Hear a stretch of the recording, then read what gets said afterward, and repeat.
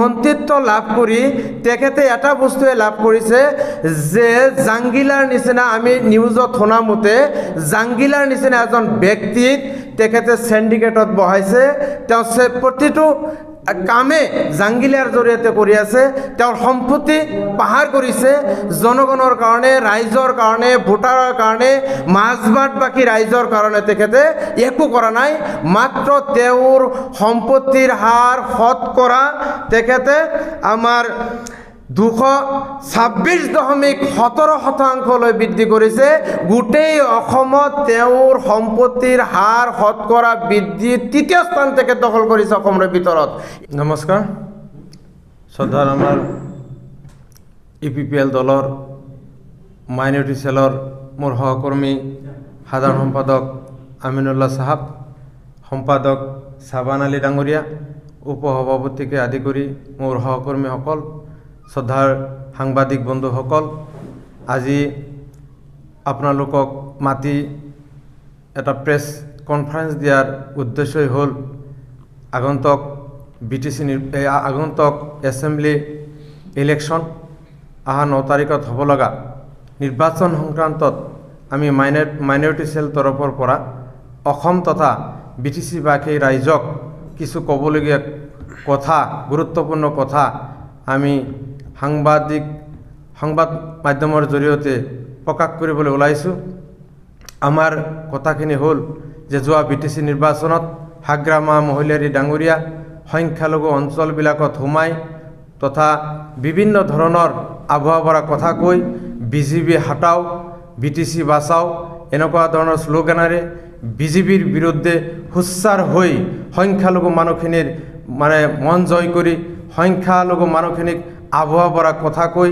বিজেপিৰ বিৰুদ্ধে বিভিন্ন ধৰণৰ স্লোগান দি এই বিটিসিখন 28খন আসনেৰে দখল কৰি ৰাতাৰাতি হাগ্ৰামা মহিলাৰী ডাঙৰীয়াই প্ৰতাৰক প্ৰবঞ্চক ঠক ধোকাবাজ গাদ্দাৰ এটা ৰাতিৰ ভিতৰতেই হিমন্ত বিশ্ব শৰ্মাৰ লগত একত্ৰিত হৈ এলায়েন্সত চৰকাৰ কৰি সংখ্যালঘু জনগণক এক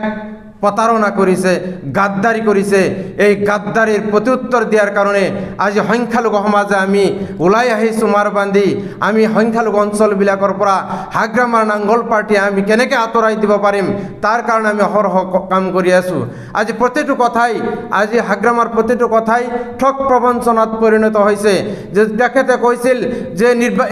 এছেম্বলি নিৰ্বাচনৰ আগতেই বিধানসভা নিৰ্বাচনৰ আগতেই প্ৰত্যেকটো ঘৰে ঘৰে আজি মাটিৰ পট্টা দিয়া হ'ব বিটিসিত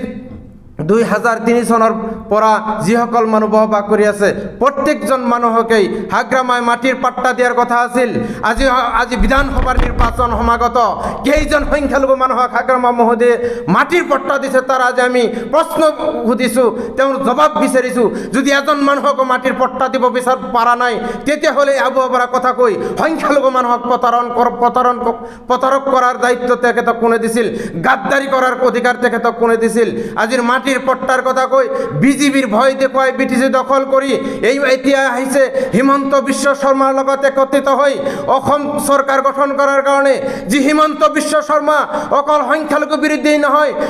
মুছলমানৰ একমাত্ৰ শত্ৰু দল যদি অসমৰ ভিতৰত আছে হিমন্ত বিশ্ব শৰ্মাৰ বিজেপি দলেই আছে এই সংখ্যালঘু বিৰোধী বিজেপি দলৰ লগত হিমন্ত বিশ্ব শৰ্মাৰ লগত একত্ৰিত হৈ সমূলে সংখ্যালঘু জনগণক বিটিসিৰ পৰা উৎখাত কৰাৰ কাৰণে যি পৰিকল্পনা বান্ধি লৈছে সেই পৰিকল্পনা আমি সংখ্যালঘু ছেলে কেতিয়াও মানি নলওঁ বিটিসিৰ সংখ্যালঘু জনগণে কেতিয়াও মানি লওঁ ইয়াৰ উচিত প্ৰত্যুত্তৰ দিয়াৰ কাৰণে বিধানসভা নিৰ্বাচনৰ সময়ত আমি একত্ৰিত হৈছোঁ আৰু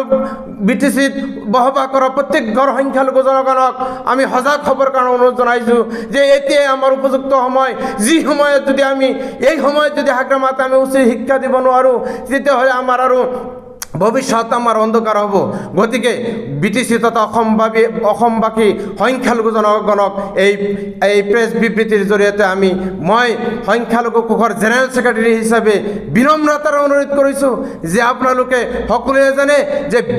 বিপিএফ দল হ'ল এটা লুটি পুটি খোৱা দল কৰাপ্টেড পাৰ্টি এই পাৰ্টি মাত্ৰ জনগণৰ শোষণ আৰু তোষণৰ কাম কৰি থাকে হাগ্ৰামাই প্ৰতিশ্ৰুতি দিয়া মাটিৰ পট্টা এতিয়ালৈকে দিব পৰা নাই আমাৰ ইউথৰ কাৰণে 2 লাখ টকা তেওঁ ঠিকমতে বিতৰণ কৰিব পৰা নাই, দিব পৰা নাই। আমাৰ সিনিয়ৰ সিটিজেনৰ কাৰণে 10,000 টকা দিব পৰা নাই। সেল্ফ হেল্প গ্ৰুপৰ কাৰণে দিয়া টকাখিনি প্ৰত্যেকটো আঁচনি BPFৰ চেয়াৰমেন, BPFৰ প্ৰেচিডেণ্ট, BPFৰ প্ৰাইমাৰী কমিটিৰ মাজত তেখেতসকলে বগাই লৈছে। সৰ্বসাধাৰণ জনগণে কেতিয়াও ইয়াত আমি লাভান্বিত হ'ব পৰা নাই। আজি অৰুণোদয় আঁচনি হাগ্ৰামাৰ পাৰ্টীয়ে, BPF পাৰ্টীয়ে, আজি ট্ৰেক্টৰ থকা মানুহ, ডাম্পাৰ থকা মানুহ, আজি মাৰুতি থকা গাড়ী মানুহ, ধনী ঘৰৰ মানুহ, 50 বিঘা 100 বিঘা চাকৰি থকা অংগনবাদী ৱৰ্কাৰে আজি অৰুণোদয় আঁচনি পাইছে। গৰীব দুখীয়া জনগণে আজি BTC বাকীত একো পোৱা নাই, মাত্ৰ দলৰ স্বাৰ্থত চৰকাৰী আঁচনিসমূহ ব্যৱহাৰ কৰিছে। এই অধিকাৰ হাগ্ৰামা মহিলাৰ কোনে দিছে? ইয়াৰ প্ৰত্যুত্তৰৰ কাৰণে বিধানসভা নিৰ্বাচনৰ সময়ত হাগ্ৰামাই চাই থাকক, সংখ্যালঘু জনগণে যেনেকৈ তেখেতক BTCৰ আসন দখল কৰাইছিল, তেনেকৈ এই BTCৰ পৰা হাগ্ৰামাক বিতাড়িত কৰিব। তাৰ কাৰণে আমি সকলোৱে ৰেডি আছোঁ। চৰণ বড়োৰ বিৰুদ্ধে আমাৰ পৰিকল্পনাটো এনেকুৱা ধৰণৰ যে বহুদিনৰ পৰাই এই বাঁছবাট সমষ্টিৰ চৰণ বড়োৱে বিধায়কৰ নিচিনা এটা আসন দখল কৰি আছে, কিন্তু আমাৰ সংখ্যালঘু অঞ্চলত তেওঁৰ কোনো অৱদান নাই, কোনো ধৰণৰ কাম তেখেতে কৰিব পৰা নাই। এই 4-5 মাহৰ পৰা যে তেখেতে এটা মন্ত্ৰিত্ব লাভ কৰিছে, এই মন্ত্ৰিত্ব লাভ কৰি তেখেতে এটা বস্তুৱে লাভ কৰিছে যে জাংগিলাৰ নিচিনা, আমি নিউজত শুনা মতে জাংগিলাৰ নিচিনা এজন ব্যক্তিক তেখেতে চেণ্ডিকেটত বহাইছে। তেওঁ প্ৰতিটো